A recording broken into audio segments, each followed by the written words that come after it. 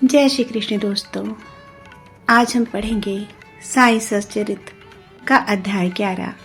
सगुण ब्रह्म श्री साईं बाबा डॉक्टर पंडित का पूजन, हाजी सिद्दीक फाल के तत्वों पर नियंत्रण।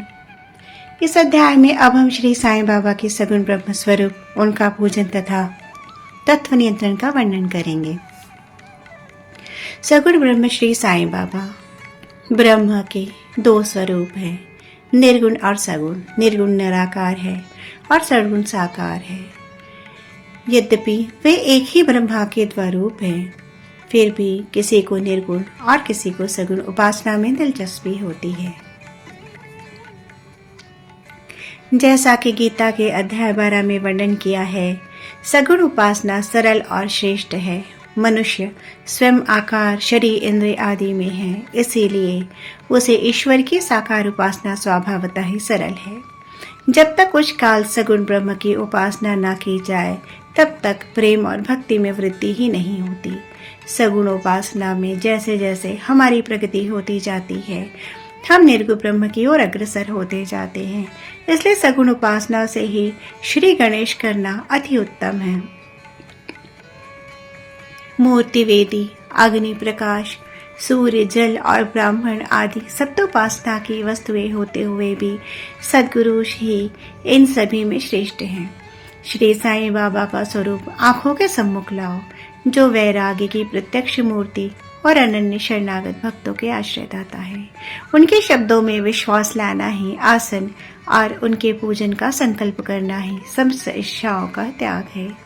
कोई कोई श्री साईं बाबा की गणना भगवत भक्त अथवा एक महाभागवत महान भक्त में करते हैं, परंतु हम लोगों के लिए तो वे ईश्वर अवतार हैं। वे अत्यंत क्षमाशील, शांत, सरल, संतुष्ट थे, जिनकी कोई उपमा ही नहीं दी जा सकती। यद्यपि वे शरीरधारी थे, पर यथार्थ में निर्गुण, निराकार, अनंत और नित्य मुक्त थे।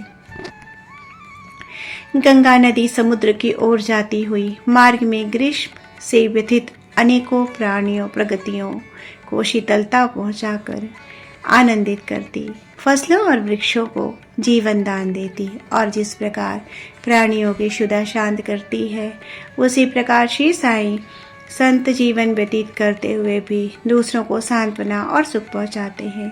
भगवान श्री कृष्ण ने कहा है, संत ही मेरी आत्मा है, वे ही मेरी जीवित प्रतिमा है और वे ही मेरे विशुद्ध रूप है। मैं स्वयं वही हूँ। यह अवर्णीय शक्तियाँ या ईश्वर की शक्ति जो कि सच्चित और आनंद है, शिरडी में साई रूप में अवतीर्ण हुई थी। श्रुति में जो तैतरी उपनिषद है में ब्रह्मा को आनंद कहा गया है।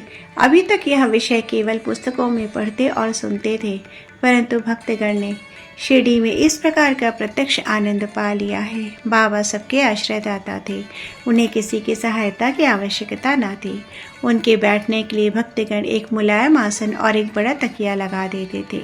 बाबा भक्तों के भावों का आदर करते और उनकी इच्छानुसार पूजन आदि देने में किसी प्रकार की आपत्ति ना करते थे।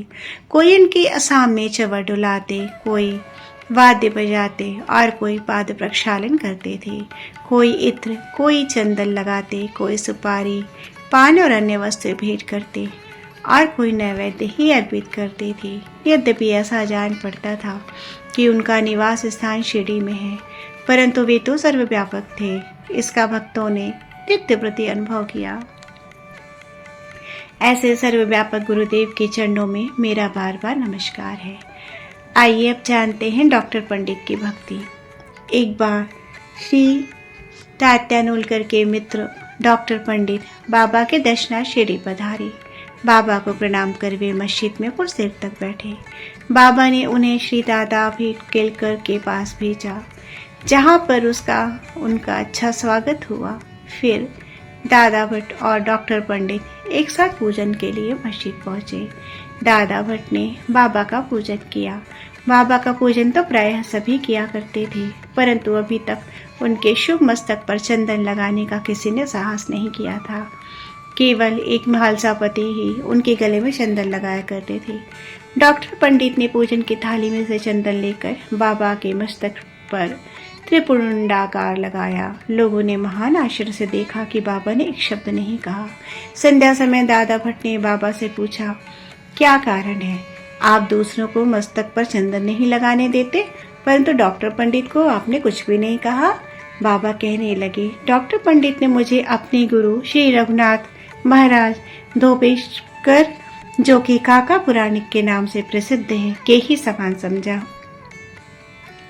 और अपने गुरु को वे जिस प्रकार चंदन लगाते थे उसी भावना से उन्होंने मुझे चंदन लगाया। तब मैं कैसे रोक सकता था? पूछने पर डॉक्टर पंडित ने दादा भट्ट से कहा कि मैंने बाबा को अपने गुरु काका पुराणिक के समान ही समझकर उन्हें त्रिपुंडाकार चंदन लगाया है, जिस प्रकार मैं अपने गुरु को सदैव लगाया करता था। यद्यपि बाबा भक्तों को उनकी इच्छानुसार ही पूजन करने देते थे, परंतु कभी कभी तो उनका व्यवहार विचित्र ही हो जाया करता था। जब कभी वे पूजन की थाली फेंक कर रुद्रावतार धारण कर लेते, तब उनके समीप जाने का साहस ही किसी को न हो सकता था। कभी वे भक्तों को झिड़कते और कभी मोम से भी नरम होकर शांति तथा क्षमा की मूर्ति से प्रतीत होते थे। कभी कभी वे क्रोधावस्था में कंपायमान हो जाते और उनके लाल नेत्र चारों ओर घूमने लगते थे, तथापि उनके अंतःकरण में प्रेम और मातृ स्नेह का स्रोत बहा ही करता था। भक्तों को बुलाकर वे कहा करते थे कि उन्हें तो कुछ ज्ञात ही नहीं है कि कब उन पर क्रोधित हुए। यह संभव हो जाए कि माताएं अपने बालकों को ठुकरा दें और समुद्र नदियों को लौटा दें, तो ही वे भक्तों के कल्याण की भी उपेक्षा कर सकता है। वे तो भक्तों के समीप ही रहते हैं और जब भक्त उन्हें पुकारते हैं तो वे तुरंत ही उपस्थित हो जाते हैं। वे तो सदा भक्तों के प्रेम के भूखे होते हैं। अब हम जानते हैं हाजी सिद्दीक फाल्के के बारे में। यह कोई नहीं कह सकता था कि कब श्री साईं बाबा अपने भक्त को अपना कृपा पात्र बना लेंगे। यह उनकी सदिच्छा पर निर्भर था। हाजी सिद्दीक फाल्के की कथा इसी का एक उदाहरण है।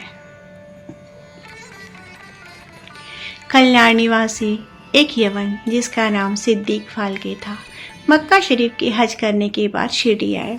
वे चावड़ी में उत्तर की ओर रहने लगे। वे मस्जिद के सामने खुले आंगन में बैठा करते थे। बाबा ने उन्हें 9 माह तक मस्जिद में प्रविष्ट होने की आज्ञा न दी और न ही मस्जिद की सीढ़ी चढ़ने की। फाल्के बहुत निराश हुआ और कुछ निर्णय न कर सके कि कौन सा उपाय काम में लाए। लोगों ने कहा, उन्हें सलाह दी कि आशा न त्यागो। श्यामा श्री साईं बाबा के अंतरंग भक्त है, तुम उनके ही द्वारा बाबा के पास पहुंचने का प्रयत्न करो। जिस प्रकार भगवान शंकर के पास पहुंचने के लिए नंदी के पास जाना आवश्यक होता है, उसी प्रकार बाबा के पास भी श्यामा द्वारा ही पहुंचना चाहिए। फाल्के को यह विचार उचित प्रतीत हुआ। उन्होंने श्यामा को सहायता की प्रार्थना की।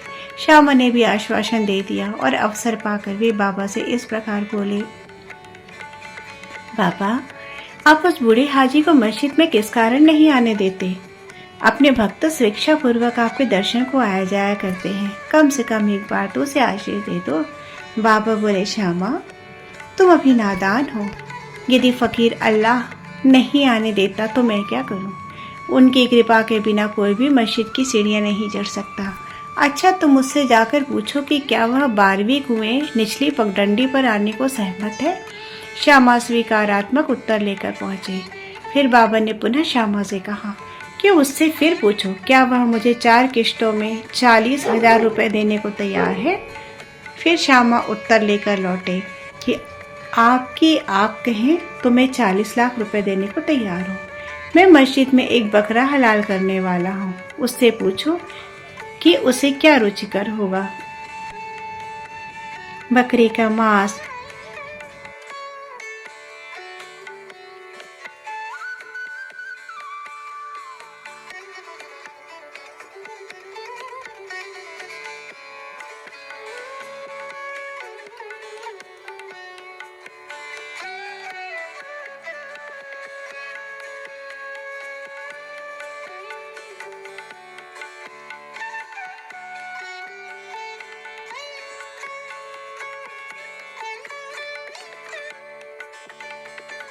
धारण की है। क्या तुम कुरान शरीफ का इसी प्रकार पठन करते रहोगे?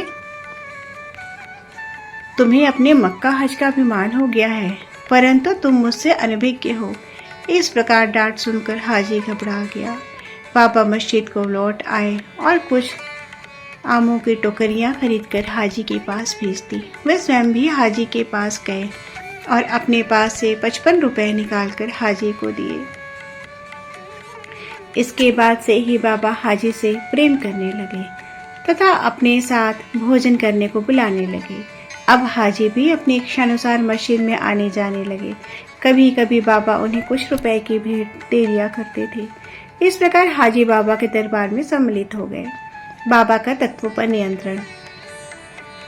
बाबा के तत्व नियंत्रण की 2 घटनाओं के उल्लेख के साथ ही यह अध्याय समाप्त हो जाएगा।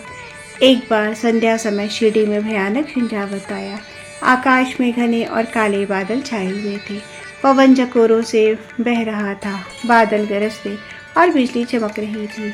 मूसलाधार वर्षा प्रारंभ हो गई। जहां देखो वहां जल की जल दृष्टिगोचर होने लगा। सब पशु पक्षी और शिरडीवासी अधिक भयभीत होकर मस्जिद में एकत्रित हुआ।